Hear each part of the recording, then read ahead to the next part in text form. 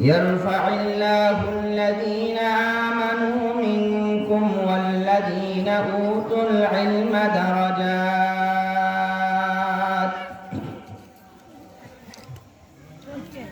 صدق الله مولانا العظيم وصدق رسوله النبي الكريم ونحن على ذلك لمن الشاهدين والشاكرين والذاكرين والحمد لله رب العالمين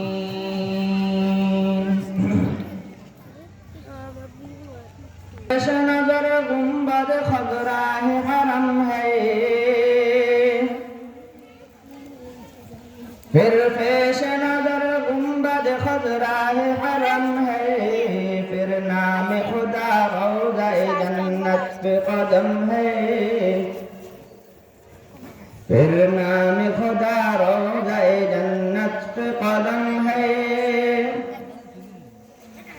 फिर शुक्र खुदा सामने मेहराब नबी है फिर शुक्र खुदा सामने मेहराब नबी है फिर सर है मुरा और तुरा नक्श कदम है फिर सर है मुरा और तुरा नक्श कदम है मेहराब नबी है के कोई तूर तजल्ला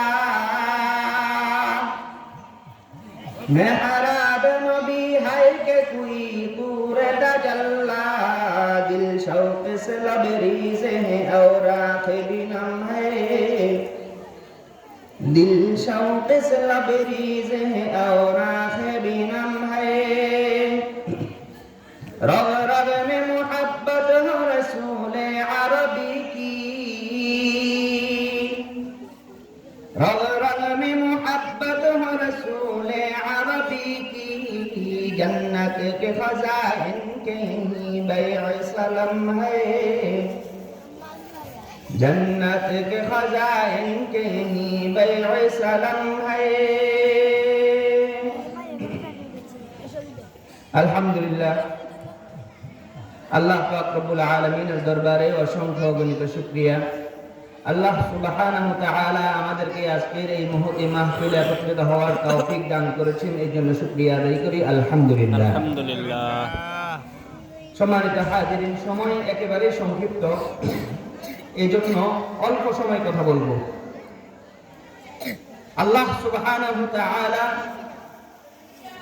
পৃথিবীর জমিনের যত মাখলুক সৃষ্টি করেছেন এই মাখলুকাতের মধ্যে সর্বশ্রেষ্ঠ এবং সর্বোত্তম মাখলুক কারা বলেন মানুষ মানুষ এই মানুষের মধ্যে সর্বশ্রেষ্ঠ মাখলুক মানুষের মধ্যে আল্লাহ সুবহানাহু ওয়া তাআলা আবার দুই ভাগে ভাগ করেছেন মানুষের মধ্যে দুই ধরনের মানুষ আছে এক ধরনের মানুষ হচ্ছে ঈমান ওয়ালা আরেক ধরনের মানুষ হচ্ছে ঈমান ছাড়া বলেন তো ঈমান ওয়ালা যারা তাদেরকে বলা হয় ঈমানদার ঈমান ছাড়া যারা তাদেরকে বলা হয় কাফের বলেন তো এই দুই দলের মধ্যে কোন দল সেরা ঈমান ওয়ালা যারা ঈমানদার যারা তারা হচ্ছে আল্লাহ তাআলার নিকট উত্তম এবার আসেন ঈমান ওয়ালাদের মধ্যে আবার ভাগ ঈমান ওয়ালাদের মধ্যে আল্লাহ সুবহানাহু ওয়া তাআলা কাউকে দ্বীনি ইলম শিক্ষা করার তৌফিক দিয়েছেন আবার কেউ শুধুই মাত্র ঈমান এনেছে দ্বীনি ইলম কোরআনের ইলম শিক্ষা গ্রহণ করার তৌফিক হয়নি অর্থাৎ আলেম এবং গায়রে আলেম এই দুই দলের মধ্যে উত্তম হচ্ছে আলেম আর এই আলেমের কারখানা হচ্ছে এই সমস্ত মাদ্রাসা কথা বলেন ঠিক কিনা ঠিক এই আলেমের কারখানা হচ্ছে এই সমস্ত মাদ্রাসা আমিও এই মাদ্রাসা থেকে 2010 সালে শেষ করেছি আপনাদের দোয়ার বরকতে আমি এখন মসজিদ জামিয়া মিফতাহুল উলুম মাদ্রাসায় শিক্ষকতা করি পাশাপাশি মসজিদের খতিবের দায়িত্ব পালন করি আলহামদুলিল্লাহ, এটা আপনাদের দোয়া। তো এই মাদ্রাসা যদি না থাকতো তাহলে আজকে আমি এখানে বসার সুযোগ পেতাম হয়তো না। আল্লাহ তাআলা কোরআনে কারীমের মধ্যে বলেন, ইয়ারফাউল্লাহুল্লাযীনা আমানু মিনকুম ওয়াল্লাযীনা উতুল ইলমা দারাজাত।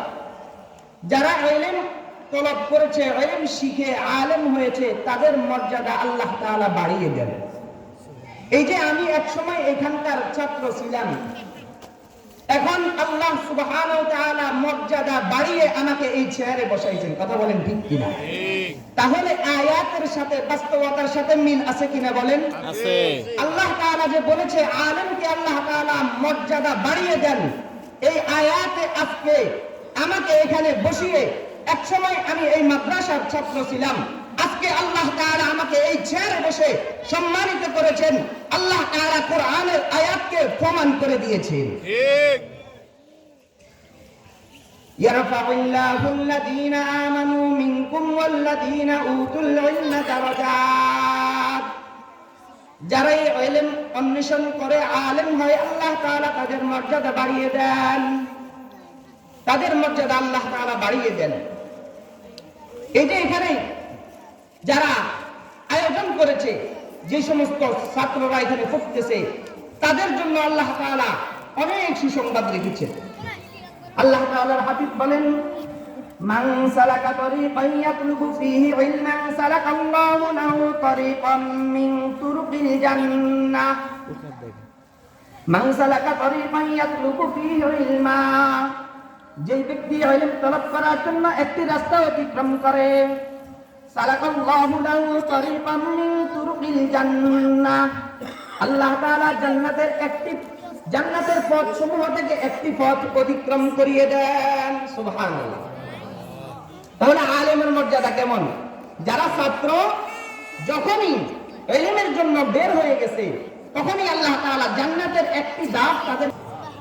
এখন আমি আলেম হয়েছি কিনা, আপনি আলেম হয়েছেন কিনা, আপনি কোরআনে ইলম শিখছেন কিনা, এটা নিজেকে প্রশ্ন করেন। হাই, আমি তো আলেম হইতে পারি নাই, আমি তো জান্নাতের একটা পথ অতিক্রম করতে পারি নাই, তাহলে আমার কি অবস্থা হবে? এই সুযোগ আপনি কাজে লাগাইতে পারেন নাই, আপনার জীবনটা, আপনার হায়াতটা এমনি এমনি কাটিয়ে দিয়েছেন।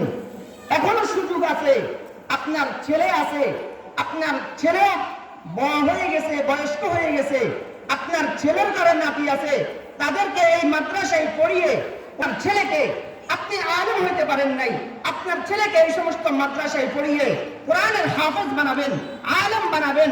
আপনার মৃত্যুর পর আপনার ছেলে আপনার কবরের পাশে গিয়ে আপনার কবর জিয়ারত করবে। সুবহানাল্লাহ। আপনি একজনকে ডাক্তার বানাইছেন, ইঞ্জিনিয়ার বানাইছেন, ব্যারিস্টার বানাইছেন, আপনার কবরের পাশে গিয়ে সূরা ফাতিহা সহি শুদ্ধভাবে পড়ার তৌফিক নেই। এমন হাজারো যুবক আছে না নাই বলেন? এমন হাজারো বাবা আছে না নাই?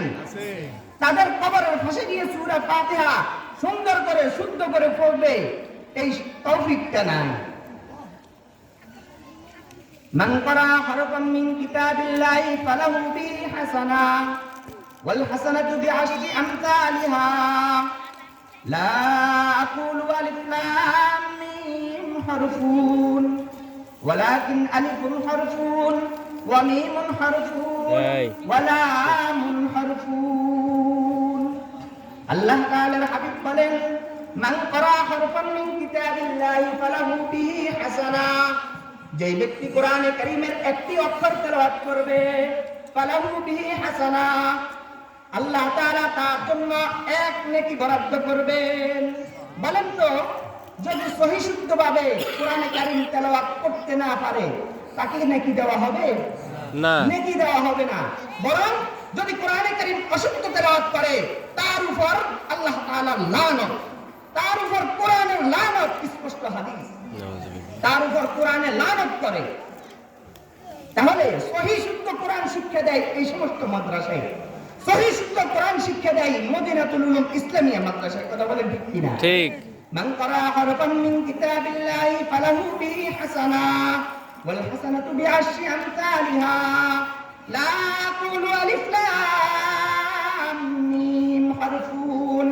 আল্লাহ তাআলার হাবিব বলেন, আল্লাহ তাআলা এক একটি হরফের বিনিময়ে এক একটি নেকি দেয়। ওয়াল হাসানাতু বিআশরি আমসালিহা, আর এই এক নেকি 10 নেকির সমপরিমাণ। সুবহানাল্লাহ। এক নেকি কয় নেকির সমপরিমাণ? 10 নেকির সমপরিমাণ। একটা হরফ তেলাওয়াত করলে, একটা হরফ আলিফ যখন পড়বে, আল্লাহ তাআলা এমন একটা নেকি দিবে যেই নেকির পরিমাণ হবে 10 নেকির সমতুল্য।